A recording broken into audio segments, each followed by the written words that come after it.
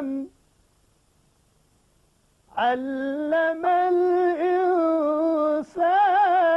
ما لم يعلم نحمده ونصلي ونسلم على سيدنا ومولانا محمد رسوله النبي الأمين المكين الحنين الكريم اما بعد بسم اللہ الرحمن الرحیم۔ معزز سامعین و ناظرین، اللہ رب العزت کا شکر ہے جس کی توفیق سے ہمیں اسلام کی عظیم نعمت نصیب ہوئی اور ہم امت مسلمہ کے افراد ہونے کے ناطے حضور نبی اکرم صلی اللہ تعالیٰ علیہ وآلہ وسلم کی بارگاہ نبوت کی عظیم دہلیز کے ساتھ منسلک ہوئے۔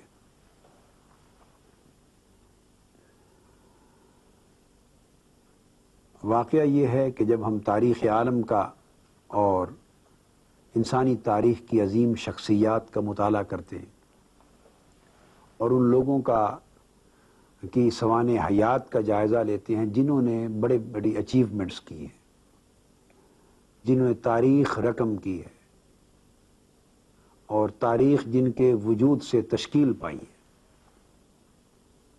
جنہوں نے معاشرے، سوسائٹیز، ریاستیں تخلیق کی ہیں، جنہوں نے فلسفے، نظام اور بعض مذاہب کو وجود دیا ہے، تو ایسے تمام اشخاص اور افراد میں اور عظیم شخصیات میں حضور نبی اکرم صلی اللہ تعالیٰ علیہ وآلہ وسلم کی شخصیت ہمہ جہت اور ہر لحاظ سے منفرد، ممیز اور ممتاز نظر آتی۔ اور سب سے بڑی خوبی یہ ہے کہ آپ کی ذات اقدس میں ریلیجس اور سیکولر اور اسپریچول اور میٹیریل، ان تمام چیزوں کی یکجائی اور حسین امتزاج نظر آتا ہے۔ پھر آپ کی حیات مبارکہ میں جتنی سٹرگل ہے، اس کی جو سیاسی حکمتیں، اس کا کوئی تصور اور احاطہ نہیں کر سکتا۔ آج ہم ریاست مدینہ کے قیام ہی کے حوالے سے جس کانسٹیٹیوشنل لاء کے تناظر میں ہم نے میثاق مدینہ کا کچھ ذکر اپنی پچھلی گفتگو میں کیا تھا، آج اس کے سیاق و سباق کا ذکر ہم آج کی گفتگو میں کر رہے ہیں۔ میثاق مدینہ کا یا قیام ریاست مدینہ کا پس منظر اور پیش منظر کیا ہے؟ حضور نبی اکرم صلی اللہ علیہ وآلہ وسلم کی اس اقدام سے قبل میں ایک بیسک بات عرض کرنا چاہوں گا، اور وہ یہ کہ ماڈرن سوشیالوجی میں اور ماڈرن پولیٹیکل تھاٹ میں ہابس اور روسو نے جو کچھ لکھا ہے، اس کی ایک سوشل کانٹریکٹ کی تھیوری دنیا میں بڑی معروف ہے، جس کو معاہدہ عمرانی بھی کہتے ہیں اردو میں۔ حاکم اور محکوم کے درمیان، معاشرے کے طبقات کے درمیان ایک سوشل کانٹریکٹ ہوتا ہے، اس کانٹریکٹ کے نتیجے میں حاکم اور محکوم کے باہمی حقوق اور ایک ریاست، ایک تنظیم وجود میں آتی۔ ہوبز اور روسو نے تو یہ فلسفہ بہت بعد میں جا کر ابھی چند صدیاں پہلے دیا، جس سے ماڈرن پولیٹیکل تھاٹ ڈیولپ ہوئی۔ علم کا وہ گوشہ جو آج ہماری ماڈرن پولیٹیکل تھاٹ میں آج آشکار ہوا، چند صدیاں پہلے ہماری بدقسمتی کہ دراصل یہ سارے گوشے آج سے 1400 سال قبل حضور نبی اکرم صلی اللہ تعالی علیہ وآلہ وسلم نے اپنی حیات مبارکہ میں انسانیت کو عطا کر دیے تھے، وہ دروازے کھول دیے تھے۔ اس علم، اس نور سے، اس روشنی سے، رہنمائی سے انسانیت کو بہریاب فرما دیا تھا۔ ہماری کمی اور کمزوری یہ ہے کہ ہم نے اس کو پراپرلی سٹڈی نہیں کیا، اور سٹڈی کرنے کے بعد صحیح انداز کے ساتھ نئی نسلوں کو کمیونیکیٹ نہیں کیا۔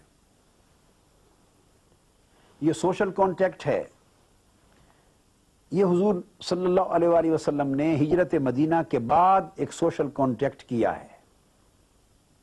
جس پر سفر ہجرت اور مدنی معاشرے کا قیام اور اسلامی ریاست مدینہ کا قیام، الٹیمیٹلی ساری چیزیں جس پر منحصر اور جس پر قائم ہوئی۔